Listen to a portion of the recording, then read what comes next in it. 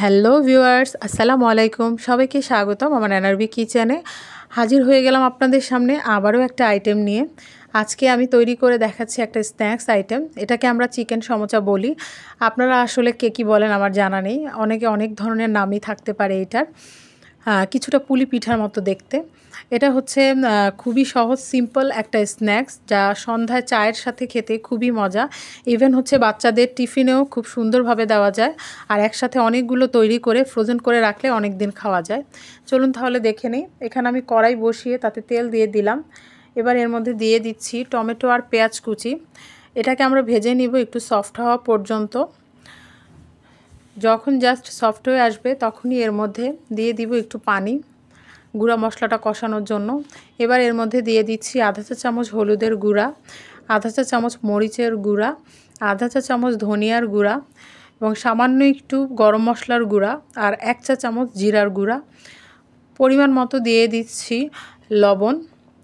এবার আমরা এটাকে একটু ভালোভাবে কষিয়ে নিব।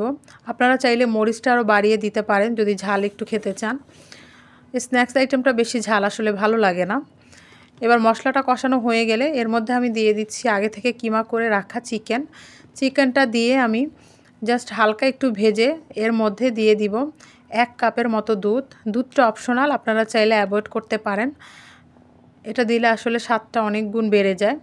আর দিয়ে দিচ্ছি আলু, গাজর এবং হচ্ছে মটরশুঁটি।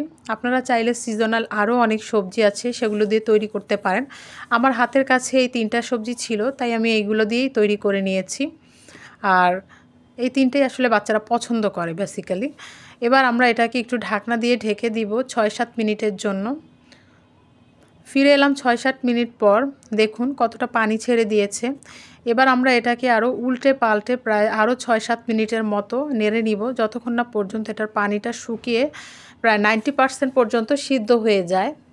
দেখুন আমার পুর কিন্তু তৈরি হয়ে গেছে। এটাকে আমরা এক সাইডে রেখে এবার আমরা চলে যাব দ্বিতীয় ধাপে।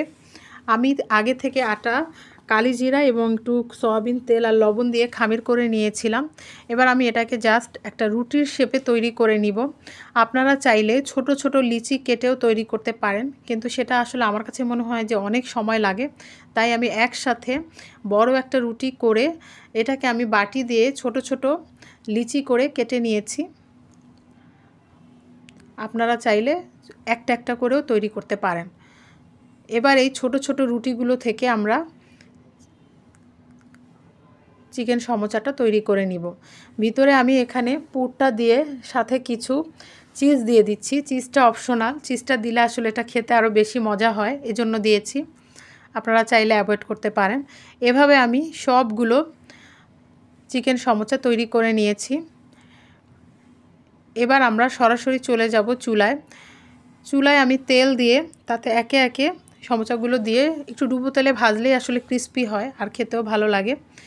এবার আমরা একটু জাস্ট মৃদু আঁচে চুলার হাই হিটে না রেখে মিডিয়াম আঁচে রেখে এভাবে একটু ক্রিস্পি করে ভেজে নিব, তাহলে আসলে খেতে ভালো লাগে। দেখুন ভাজা হয়ে গেছে আমার চিকেন সমোচা। এটাকে আমরা এখন সসের সাথে সার্ভ করলে খুবই মজা। জাস্ট দেখুন, সন্ধ্যার আইটেমের জন্য কিন্তু পারফেক্ট একটা রেসিপি। এটা আশা করি সবার বাচ্চারাও খুব পছন্দ করবে।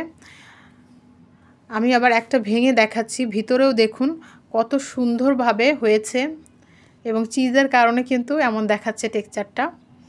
আর আমি কিছুটা বাটিতে রেখে দিয়েছিলাম ফ্রোজেন করার জন্য। দেখুন এভাবে ফ্রোজেন করে এটাকে প্রায় 1 মাসের মতো ডিপে রেখে আপনি সার্ভ করতে পারবেন।